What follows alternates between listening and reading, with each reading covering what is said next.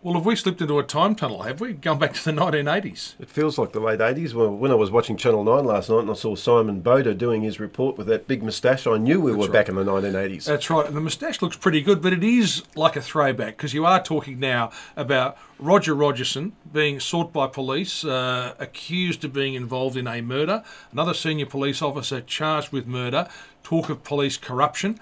Then you've got, I mean, you look at, take a step back. You've got university students protesting in the streets. You've got a government talking about pulling apart bits of Medicare. This is all from the 1980s. I'm going out to book my tickets for the Queen concert. That's right. And the Eagles are coming to town. Queen and the Eagles are putting concerts on, so it is like we are in a time tunnel.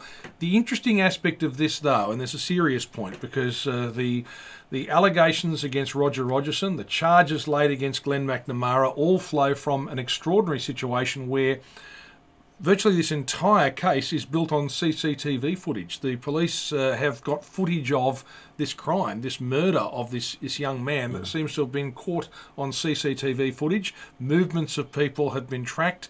Back in the 80s, we had a whole lot of people disappeared. We still don't know where they are because in those days there was no CCTV footage. You couldn't track people using their mobile phones. Maybe the problem here is that some of the people involved have forgotten that there is technology now that allows these things to be exposed very, very quickly. You cannot walk from one end of Sydney to the other without being followed, and they can actually follow your every step these days, and that includes out in Padstow and other suburban areas of Sydney. So it's not just the CBD itself.